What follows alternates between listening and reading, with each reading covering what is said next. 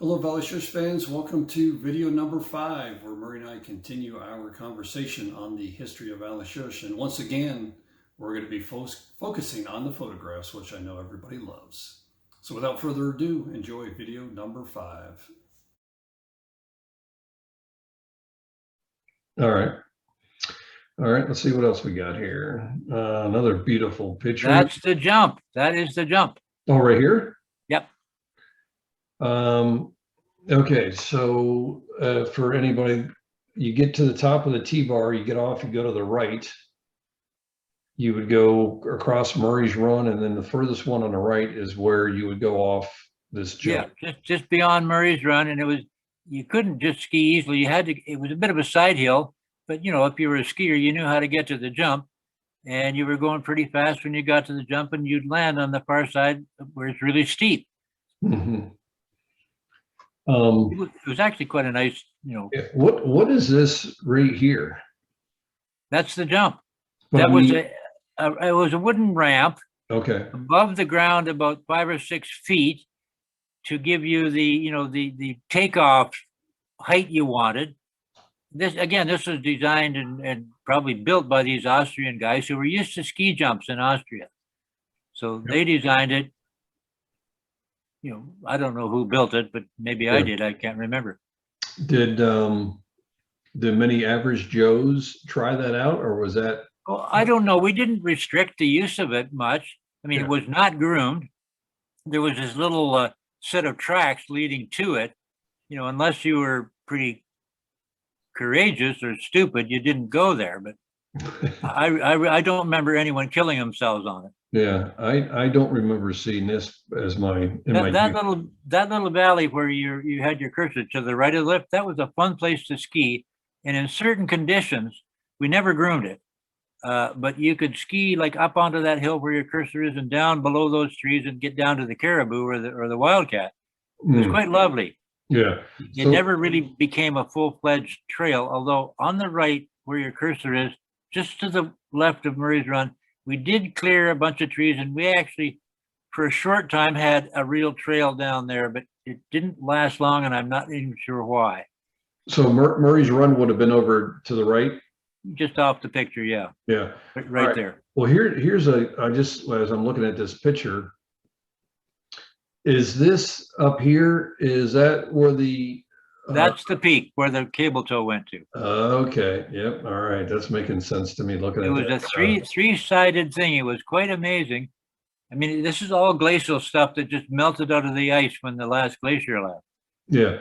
So that other T-bar that was behind the chalet, did it end up here somewhere? No, go way to the left of your picture, way to the left of the jump. You see an opening way to the left, way up there. That's where the top of down. That's where the top of the lift was, right there. Oh, okay. A little bit to the left of that, like just at the edge of your photo. Okay.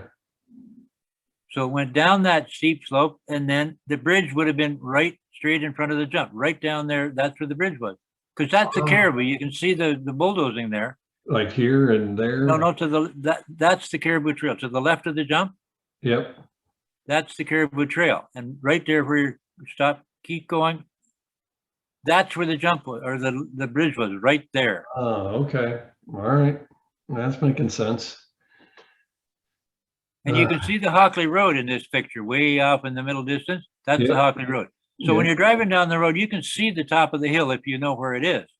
Oh, yeah, I got you. If you know what you're looking at. Yeah. And that's actually where this place called,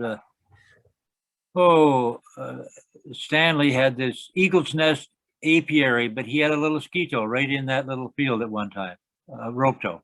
Down in here? Yeah. Okay, going like up this way or? Yeah, up that hill. Yeah. Okay. Part way up. They weren't big. Yeah. Yeah, that'd be interesting to see if we can find, or I can find that. That's cool. Yeah, I have a couple of other photos that show the jump a little bit better than that one does. Yeah. I wonder if anybody, once we put all this online, if anybody's got any pictures of people jumping off this, and any good airborne pictures of. Yeah. Well, I don't know, but I'm guessing that if we beat the bushes enough, we will discover a whole lot of photographs from people that I never even met. Yeah, well, I hope so. Got to make you a YouTube superstar. Whatever. I wasn't a great skier, although I qualified as a racer for a while, but I much more gravitated to the machinery. Now that's the original T-bar with that homemade terminal at the bottom. Now, is this the same T-bar that we saw your dad at the top and you and your friends at the No, bottom? that's the first version of that T-bar. Okay, but I mean the same location No, it's not. We moved it from there over towards the fifth line. over this way. Yeah. And that's when it became partly Skyway and partly our homemade T-bar.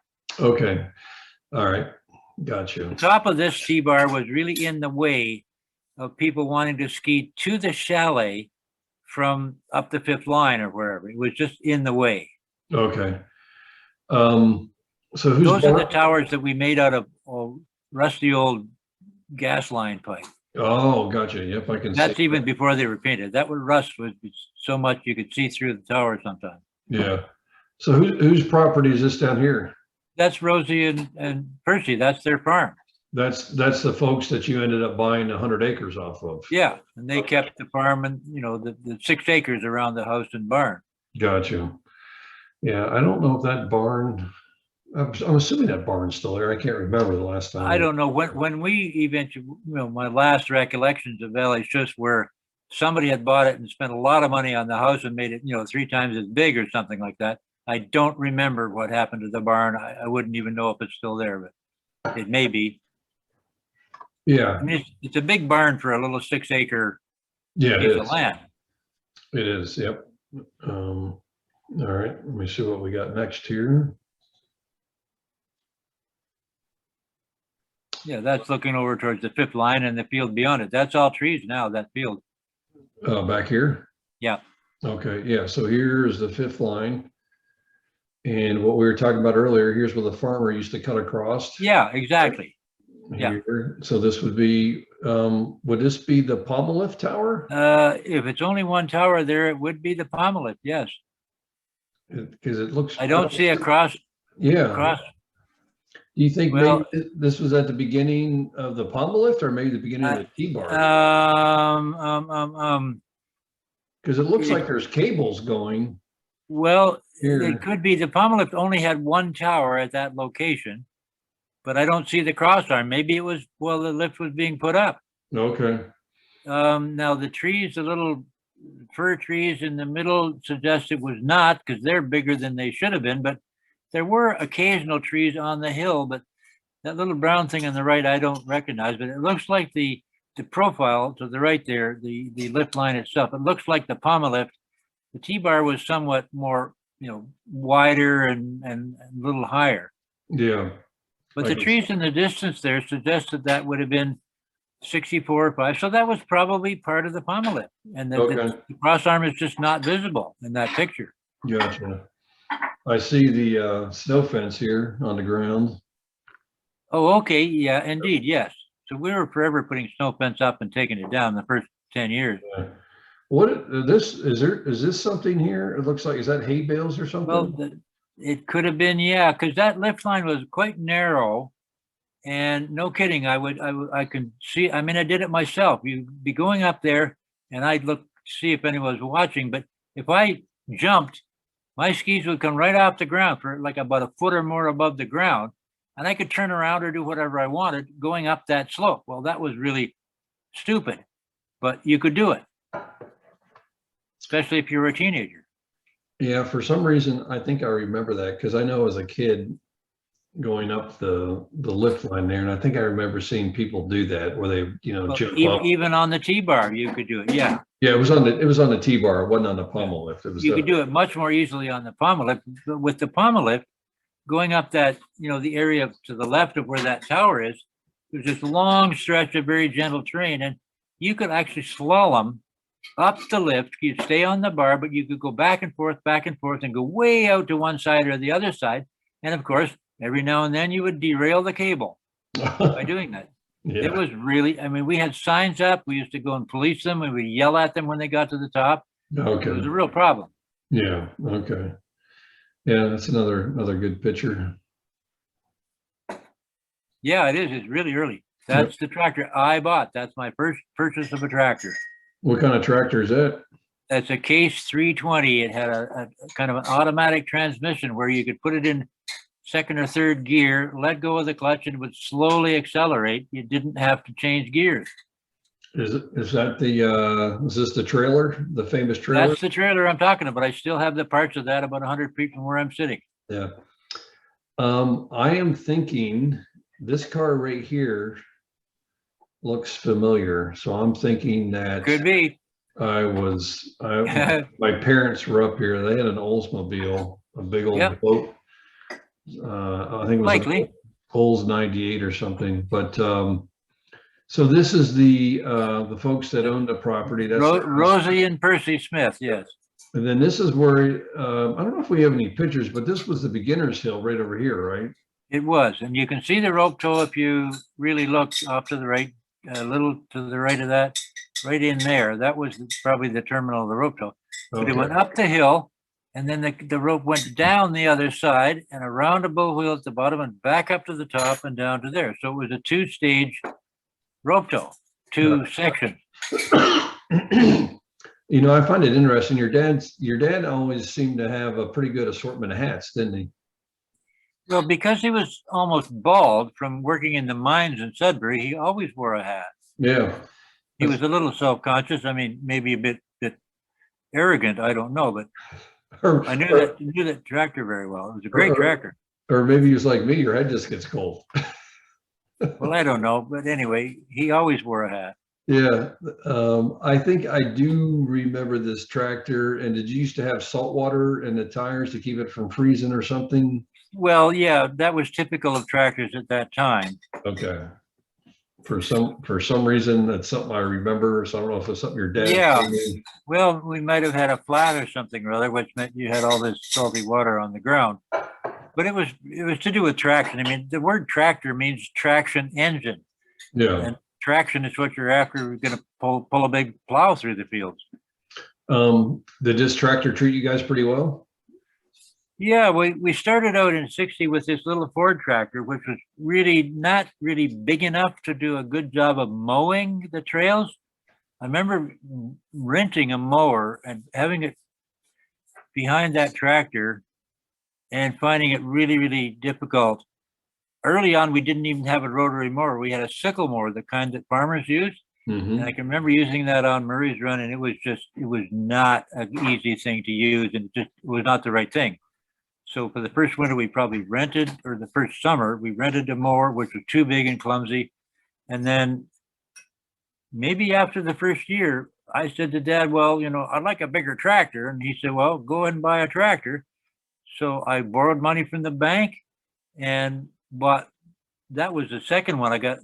This company called Harvey Crotts in Listowel, west of Orangeville, brought another one over, and it wasn't what I wanted. I wanted a front end loader, and this one came with a front end loader on it.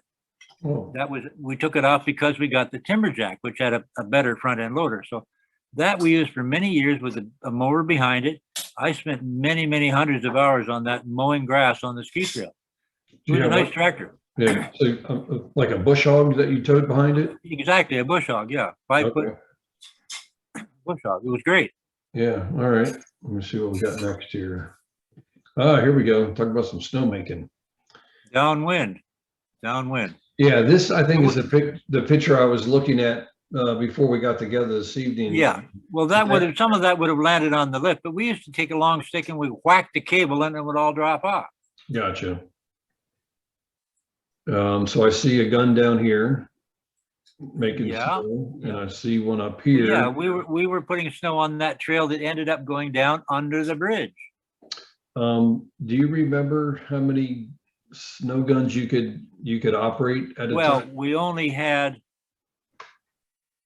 enough guns to maximize what the water would pump up the hill. And I think the maximum guns we ever had was 5, maybe even 4. I mean, I occasionally would get all of them going, which was quite a feat, really. Ideal conditions, we could get, I think, 5 of them going. But if the pressure at the top of the lift was insufficient, This was a mile or more from the river, by the way. Yeah. A lot of horsepower to pump that water up. So it would starve the guns at the top of the hill.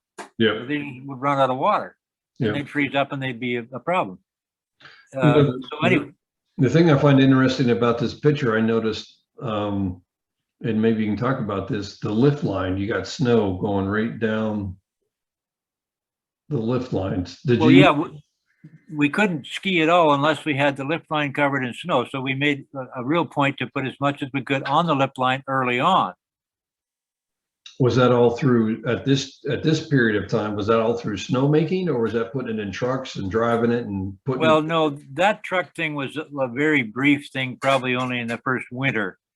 No, we relied on natural snow. I spent a lot of time with a shovel in my hands, walking into the forest and picking up little bits of snow, 5 or 6 little bits of snow on the shovel and bringing it back to the lift line to cover up the stones and the dirt that people were skiing through. Yeah. It was a real challenge. I mean, all the guys that worked on the lift would have done the same thing. We'd Okay. have 3 or 4 of us doing that. Yeah. Snowmaking, it was a godsend, but it was a different kind of work altogether. Yeah. Couldn't find people who would be smart enough to make snow really well. Yeah. As I say, this looks like a pretty good day. That looks like a pretty good. Well, it was a good day for making snow, but you can tell there's no snow on the ground anywhere else. Yeah. So it That looked was like probably in January.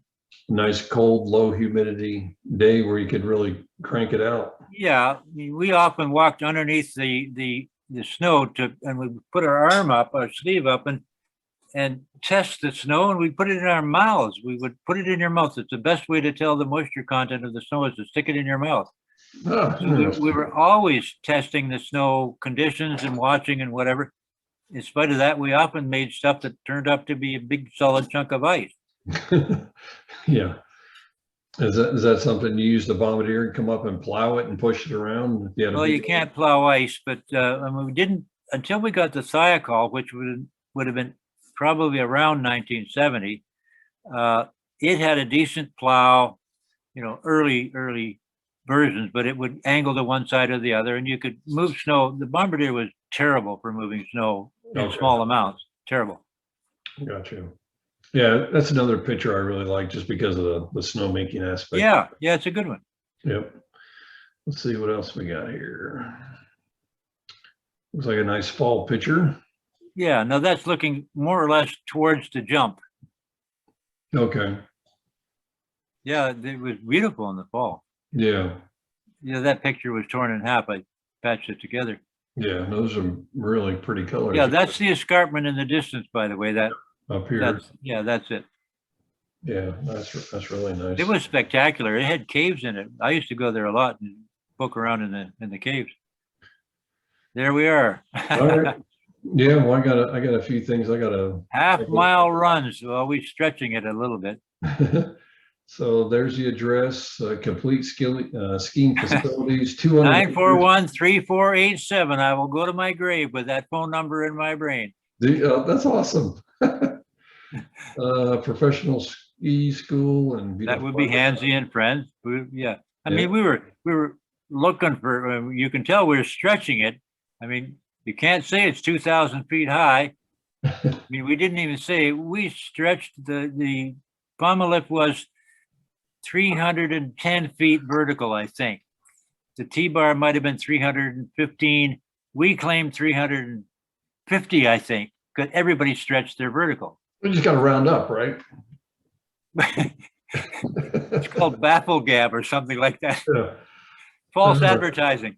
Yeah. All right. So we spent a lot of time looking at those photos, which I got a bunch more of those. A bunch of them. Those are probably my favorite photos because I was going to tell you when I was in college or university, as you say, up in the Great White North there, I took a photo interpretation class. Oh. And so I learned a lot about looking at photos with the different type of tools that you have. And so I'd love to get my hands on the original picture there and look at those, but I just find those very fascinating. So. Yeah, well, I did too. I mean, I was a geographer, and I was delighted to go up and fly over the place. I mean, it was a privilege. Yeah, I really do like those two pictures. And I can tell you a lot about the background. Now that's Ross Lennox and Elaine Clayton, one of my early girlfriends, and the guy whose name I don't remember running the T-bar or the pommel lift. So who's this guy? That's Ross Lennox. He is the son of Gordon Lennox, who built the chalet. Yep. And did a lot of grooming. He was our go-to handyman all through the years. He did almost all of the building on the various parts of the chalet. You have any idea what he's up to these days?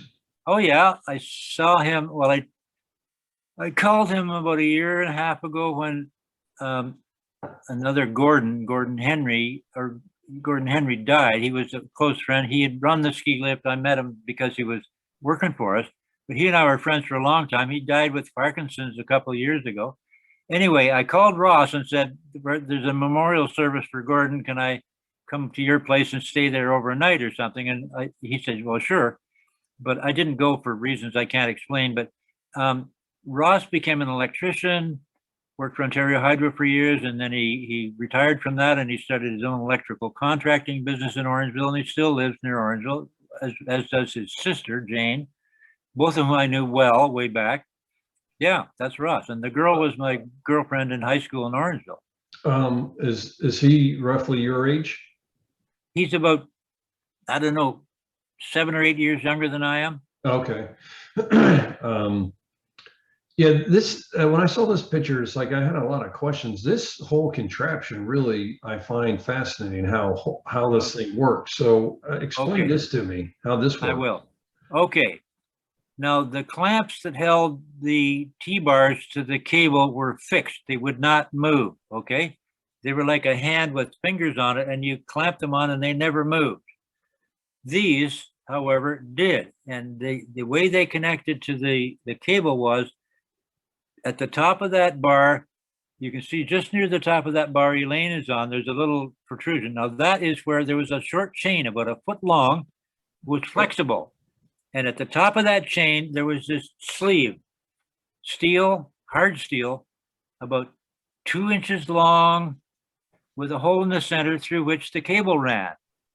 But there was on either end of it, I think maybe one end only, I'm not sure, but it had a little nick in it such that not only would it derail itself when it got to the bottom and it was horizontal, it would whip around the end, and it would just stop moving. Meanwhile, the cable kept moving right through the hole in the middle of this little sleeve.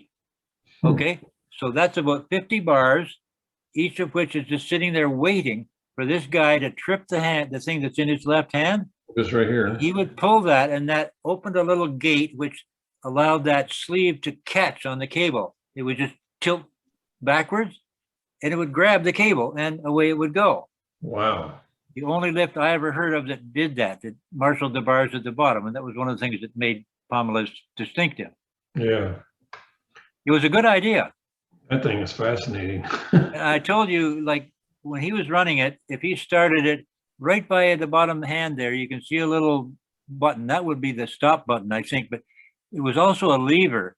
And when you started it, it had to be in, low speed of the 13 speeds it had.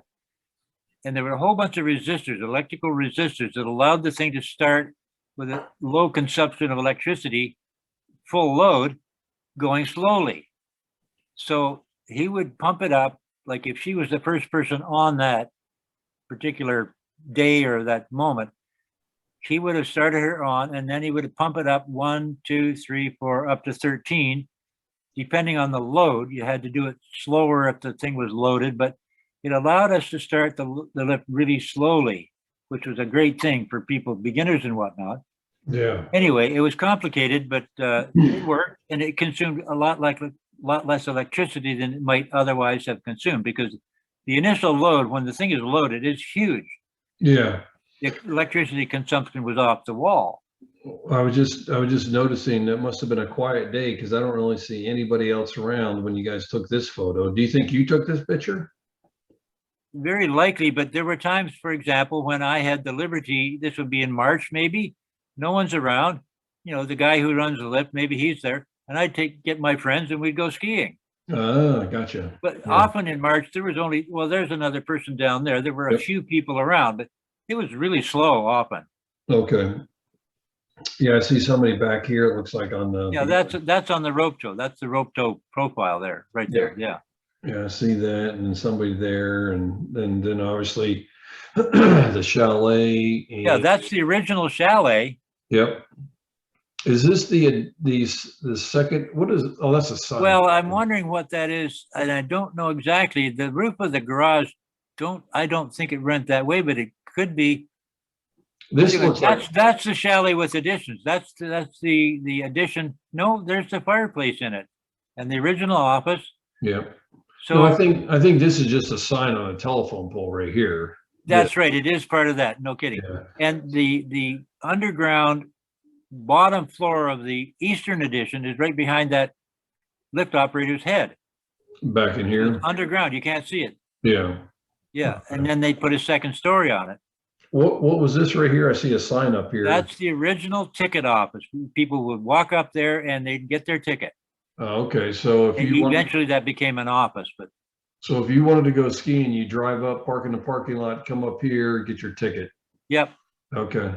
Could you come inside as well, or was it always Well, outside? you could get the ticket inside too, because there's a door into the chalet, but that was original. I mean, I don't think it lasted all that many years, but it was the ticket window Yeah, okay. originally.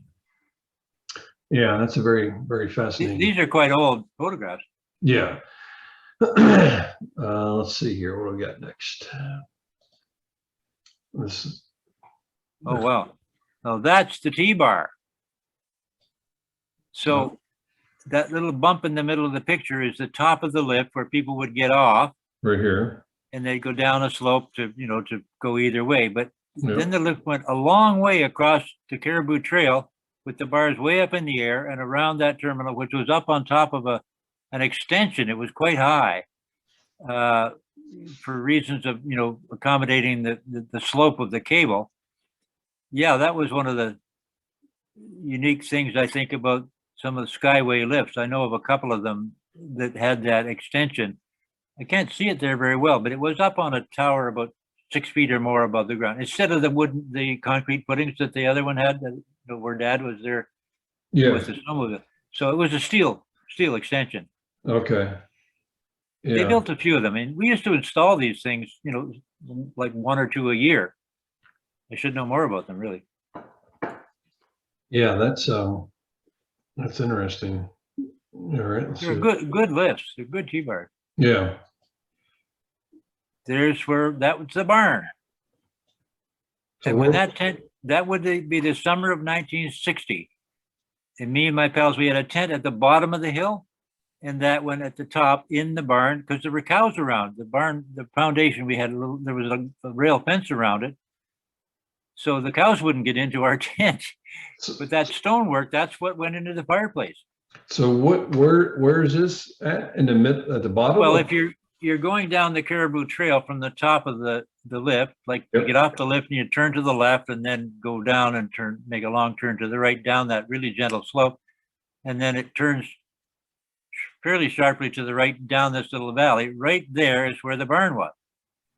So this was when the original, or whoever you bought the property off, you said they used to graze cattle. Yeah, he did not own the place. I don't know how many years he owned it, but it was not his home. He lived elsewhere. But I know that when I used to camp there in the summer, just in the left corner of the photo there was a little iron pipe coming out of the ground. And I remember shaking it one time and water came out of it. And I thought, holy smokes, what's this about? Well, I learned later that it ran way up to just below where Dad built the house. There was a spring there. And they ran gravity-fed water to the cows. That's why the barn was there, because you could get gravity-fed water to the cows. Wow. And presumably the farmhouse. Yeah. That is quite the foundation that was left there. Well, it was a good-sized barn at the time it was built. Yeah. So Probably this that's a stone, wall. yeah, this stonework here is what went into building the fireplace in the Yeah, chalet. that stonework went all the way around originally, but most of it was on the ground when we came there. Yeah. Yeah, that went into the fireplace. So We hauled a lot of it in that red truck that came from Carhays. okay. So you were using this tent to camp out when you were initially there helping putting the resort together, building the resort? Well, we were clearing trails, I guess, mostly at the time. Okay, all right. Yeah, I don't think we weren't planting trees, but that hillside in the background is entirely covered in trees now. yeah. So this looks like a cot. Yeah, I remember laying on that cot and looking up and seeing in the sky the first satellite I had ever seen. No A kidding. star that moved. Yeah. What is this right here next to the I don't know, some sort of shelter we made for the fire. I can't really tell. Okay. I've been into fire ever since I was a kid. I still have a fire in my backyard. Yeah. Yeah, that's an interesting picture. Actually, you know, this may not matter, but I periodically have thought about, well, if I ever write a memoir, what'll I call it? Well, I used to call it On Fire because I have been obsessed with fire and everything to do with fire probably my whole life. That's the Ford tractor, the original Ford tractor with that trailer behind it, about 5 years after we planted the trees. And there's the pommel lift hanging in the midair up there. So this is the palm lift up here, Yeah. huh? It was a floating bull wheel. It did not have a tower underneath it. It hung. Oh, wow. I did not, Okay. yeah. I see There that. was a tower. You can see to the right, there's a leaning tower. That's it. Yep. The cables that held the bull wheel went over that down to a great big concrete weight, a counterweight it's called. It's Yep. probably still there. Maybe the guy has buried it, but that's the shack at the top. And Here. you can see the cross arms on either side of it. I have pictures of that tower, quite good pictures taken early on. That's before that apple tree, Right just here. beyond it, that's where the caribou, you can see a little bit of that white mark. That's where the building was. The tree it had to go because it was interfering with having a good trail down there. But you Yeah. can see erosion on the left side here. The soil, because of this, Down up it's here? terrible soil. Yeah, that's erosion that happened Yeah. partly because of this wisdom flood, which was a locally known phenomenon.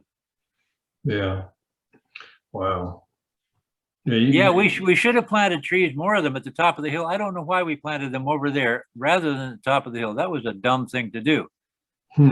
Those trees should have been at the top of the hill, although Yeah. they probably were planted fairly early. I mean, it was only 1961, 62, maybe 63 max. I think it was just 2 summers where we planted not 20,000. We took delivery of 20,000, and because me and my pals, this was like during the Eastern holidays, we'd plant trees like crazy, and we had to stockpile a bunch of them in the ground for weeks, and I think some of them died. But we used to plant 2 in a hole because we wanted to get them all in. But there are some of those that are double trees now.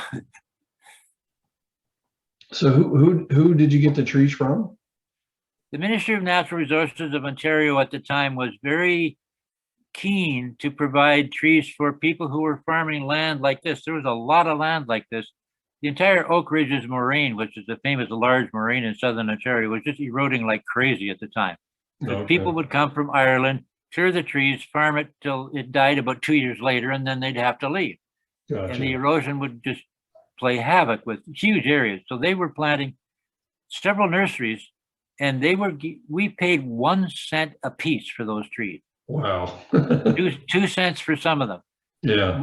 Mostly red pine, but we had all sorts of other species, white pine, spruce, mainly those, but mostly red pine because they were disease-free. They seemed to work well.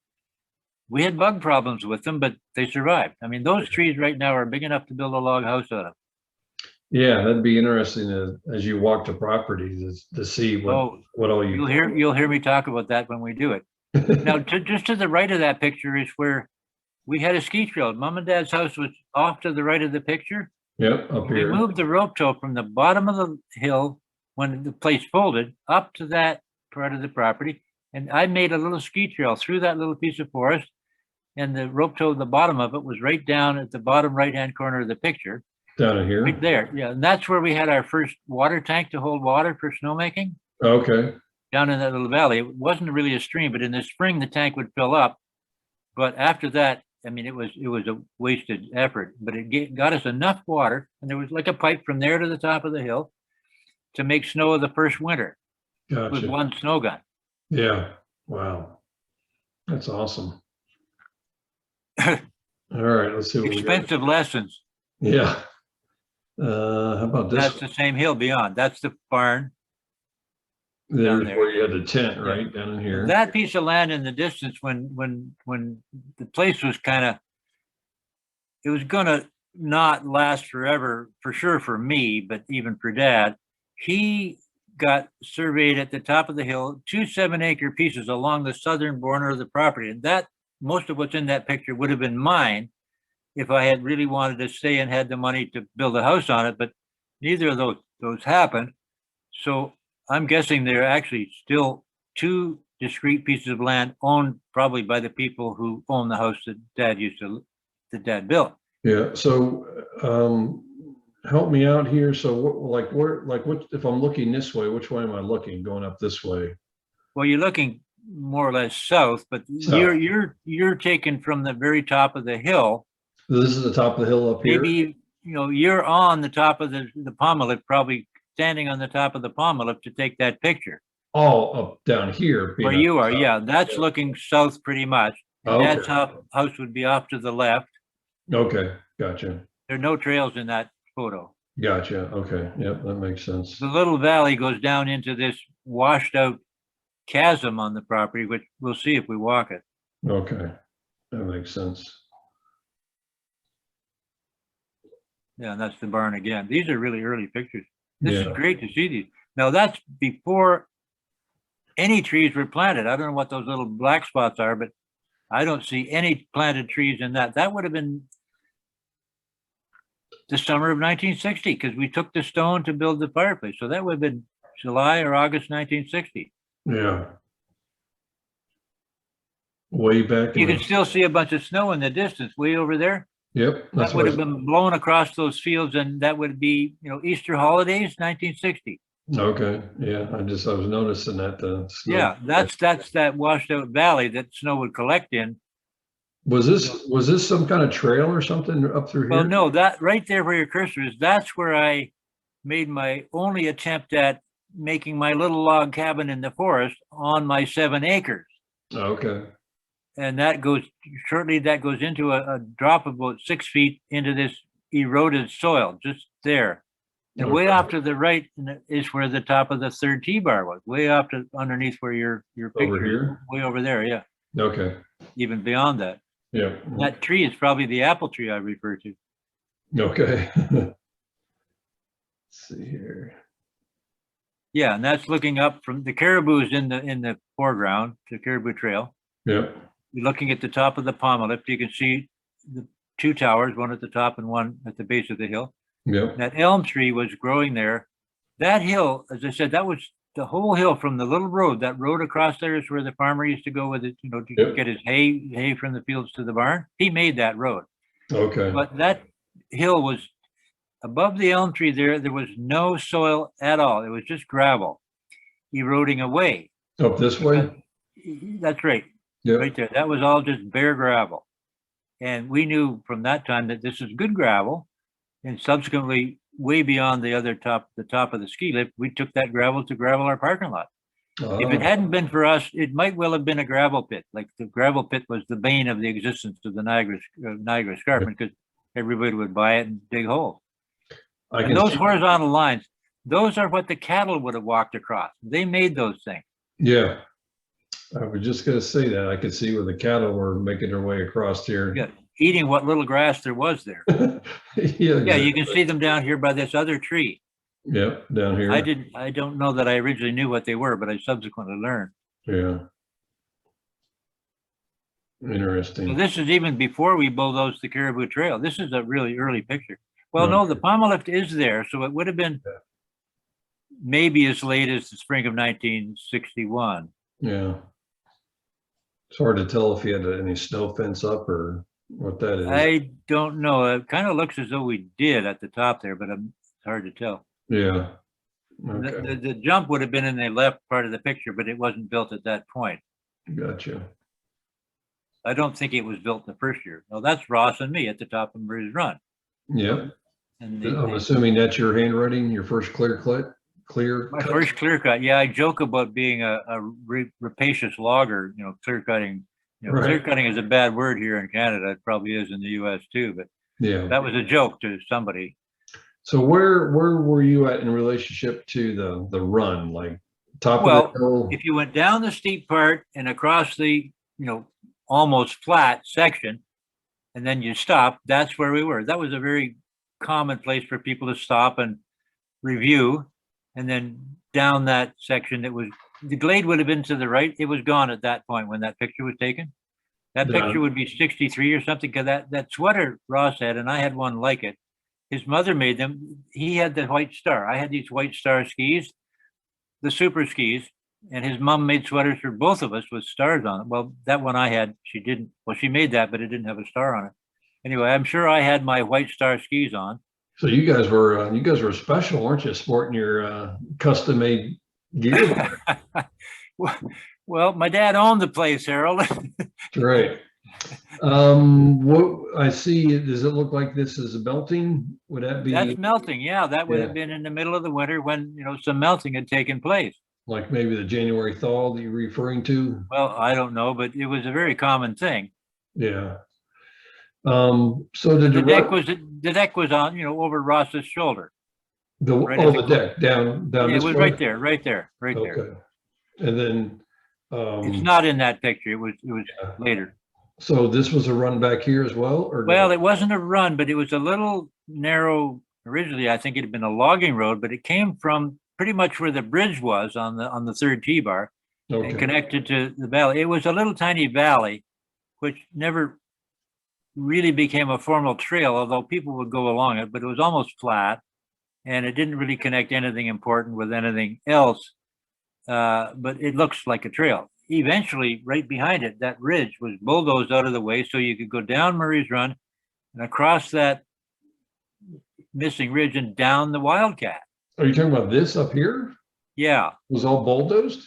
not all of it, but off to the right where you are now, a section in there. Okay. This is before the third T-bar came into life. We were trying to get people to the Wildcat easier than they had otherwise taken. They used to have to climb a bit to get down the Wildcat. So I don't know. We were forever trying to, make new trails or change or improve whatever. So there was a little period of time when you could go down Murray's Run and then down the Wildcat. Okay. The ridge in the background went all the way down to the chalet. That ridge there, I walked Yeah. down at different times and thought about, well, would this make a good trail? But it had very long, flat stretches. And we had enough trails anyway. I mean, we were never really short of terrain for people to ski. We were short of skiers and snow. Yeah. Gotcha. All right. Yeah, that's a great picture of you guys. Yeah, well, I got another one like it. Yeah. Do you Well, know? we were chums and we skied a lot together. Actually, apropos Ross, his father, Gordon Lennox, I mentioned to you the toboggan toe, historical artifact before Valley Schuss. One of the earliest ski toes in the valley was a toboggan toe on the farm where Ross's father was raised. Long story, but Ross Okay. would have, I met Ross the day we, in 1960, the day we decided, well, we should look into skiing here. Ross was parking cars, a little fat kid in the parking lot parking cars at Twin Hearths. And his dad had built a rope tow in their backyard. They lived really close to that where the parking lot is for the Bruce Trail. Yep. Their house is probably still there. The one that was right there, his aunt lived in, but it's gone. Anyway, Ross lived there and his dad had made a rope tow out of an old car in the backyard. So Ross knew how to ski. To make money on weekends in the winter, he would park cars at Twin Hearths. And I don't think we met him that time, but we subsequently realized that this kid lived in the neighborhood. I'm not even sure he ever worked for us, but his dad did for years. Yeah, I remember his dad. Yeah, the guy with one eye, he had lost an eye. Yep, yep. Do you have any idea who took this picture? No, but it might have been Dad. It could have been anyone. Okay. Yeah, that's a great picture. Yeah, we had free rein. We could ski all we wanted, and we did a lot early on. Yeah. So it could have been someone who was skiing with us, but I don't know. I'm assuming it's the same day, just a different angle with this picture. Well, there were several taken in that location. One of Dad and one of me alone, I think, and I have a few of them. Yeah. Yeah, another. Ross got into motorcycles, which is another story altogether, but he had a long period of time when he was a very well-known and very successful enduro rider and other motorcycles. I introduced him to the motorcycle thing, but he really ran with it. Okay. There we are, the ski instructors. Well, there's my dad. Yeah. Who, Karen. Karen. That's my sister. Okay. I think that guy's name was Gert, Gert. Apparently he was sweet on Karen. You can see that. And George Heckenberger was the other guy. So these guys were from Austria? Yep, they were all from Kitzbühel area. And they were in those party scenes. They were all there every weekend. You know, they were the instructors. Yeah. Okay. That looks like a good weekend. There's lots of cars in the parking lot. No, yeah, look at that. Yeah, that's for sure. There's a bunch of them back there. Karen wasn't around there all that much because she was going to university at the time, but she'd come up some weekends. She even brought some of her fellow students up on occasion, but she wasn't there a lot. Later, she came with her kids. Yeah. What year do you think this is? Like early, like 60, 61? Anywhere between 60 and 63 or 4. I'm not sure really. I don't know how long the ski instructors were around. I don't really know that. Okay. Not forever. Yeah, that's a good picture of your sister. Yeah, very clear. Yeah. She's beaming. Yeah. I don't remember, I don't know if we ever did, but I never remember meeting your sister any of the times that we were, Probably not. She wasn't there all that much, especially later. Yeah. That pole on the right is where the hydro came in from the Hockley Road. Yeah. Okay. We were the main reason why they put 3-phase power down the Hockley Road. Okay. To run ski resorts. Yeah. I think it predated us, but it cost a bundle to put that in. But that's where our hydro came from. And there's Karen and Dad. Yep. So this would have been early as well because that looks like it's the initial chalet. Before any additions. Yeah.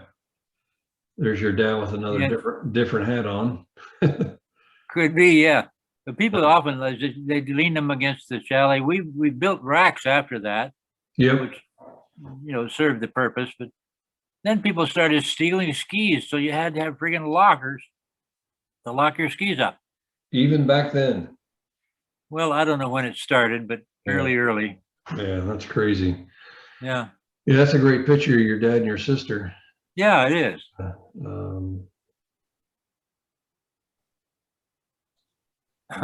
Going back to look like there's Ross and Elaine and Marty Romer, a girl from high school in Orangeville. That same day. Okay. She used to work in the chalet, as I recall. Okay. Yeah, it looks like maybe like the same day we saw before because there's not many. Yeah. Oh, yeah. She probably took the picture that just had the two of us. I don't know really, but yeah, it was springtime and no big lineup or anything, and we could all have fun. Looks like you guys opened up the resort just for yourselves. Well, no kidding. On Christmas Day, everybody pretty much was closed, and Dad would, if somebody wandered in, he'd start the lift for them. No kidding. No fee, just start the lift on Christmas Day. That's awesome. Yeah. And those were the stumps that were all too longer than they needed to be, but we didn't know at the time that you could knock a short stump over with a bulldozer as easily as you could knock a tall stump over. Yep. So this is Murray's Run. That's Murray's Run in its first iteration, quite narrow, like about 50 feet wide, maybe. Yep. So this is 1960? Yep, for sure. Before the bulldozing started, that would be July 1960. Yep, looking the top, looking down. The deck is down, somewhere near where your cursor is, right in there, yeah. Okay. And the glade turned up to the right of that picture the next year, I think. It was not there the first year. Okay. Yeah. Yeah, it says August. Your old dad. Yep. Well, I wish he was here to see this. Does it look like this is hard work? Well, yeah, he was not, working at heavy work at the time. Yeah. he was a manager, and I would think he was relatively fit, but he didn't do the sorts of things that I did. I mean, I was way skinnier than him. You know, there's another picture of me in that same pose. Yep. Right near where he did that, I almost lost an arm when we were first cutting those trees. Me and my pals were there one day, and we had laid a tree horizontally across the top of a stump in order to cut, bits off the end of it. Yep. Somebody else was running the chainsaw. My left arm went right down on top of the chainsaw blade, and it cut 3 little strips right across the inside of my left arm, but it only cut the skin, nothing else. Really close call, kind of a wake-up call. There I am, skinny guy that I was. Yeah. Brush cut. Boy, was I skin and bones. So that's basically probably the same day that the other picture was taken of your dad. Oh, for sure. We just took one another. Yeah, gotcha. Okay. There's an axe there. We started out by trimming the branches with an axe, but it was really slow compared to the chainsaw. Mind you, the chainsaw was quite heavy, but it was more efficient for sure. Yeah. Wow. That's taken very close to where the deck turned up. Okay. Yeah, and that gravel in the foreground, that was from erosion from something that we had done at the top of the hill down into that field. This down here? Yeah, we were responsible for, well, it might even been some road work that the township did, but erosion was always an issue there. I mean, it's just glacial till and it erodes easily, and the cover was just, worn out pasture. Yeah, so the 5th line would have been over here somewhere, right? Yeah, and down through the birch trees. The clearing to the left is the lift line. That's what I was trying to see if there's a tower. Okay. And then through the field. Yeah. But between the field, like where that nice clump of birch trees is, that's where the trail that went through the garbage dump went down there. Down here? Yeah. Okay. Yeah. The garbage dump was right there where your cursor is. Okay. That's another good picture. Okay, so I don't even think the glade is still there, but behind us would have been the glade and that little leaping off point where the kids used to build jumps. I don't even know why I messed the picture up by putting that, but there was me and Dad. Yeah. Yeah, he wore a hat. I mean, his head would have been cold if he hadn't had a hat. But yeah. What year? Like in the early 60s? Oh, early 60s for yeah. Okay. The towers might tell you, but I think it was pre-T-bar for sure. Yeah, I don't know if I see anything. I don't see any towers. Yeah. You might with a magnifying glass. Yeah. That could be one there. Yeah. I mean, on further inspection, I could probably pick one out. But Yeah. I love this picture. the triumphal, whatever, the snow gone on skids. Now, you were telling me that, so this is the SMI 320 Snowstream. Yep. Now, your dad built this sled? Yep. He designed it as far as I know. Okay. And then earlier we were kind of talking about this thing. So that's that's on the boom that was attached to that pole. Yep. And you were saying SMI sold the gear or whatever to. Yeah, it would rotate in 180 degrees, I guess, around that pole. Yeah. So with luck, that would be putting snow right on the top of the hill. Yep. Or anywhere you need it. The right wind. Yeah. I mean, wind was really crucial.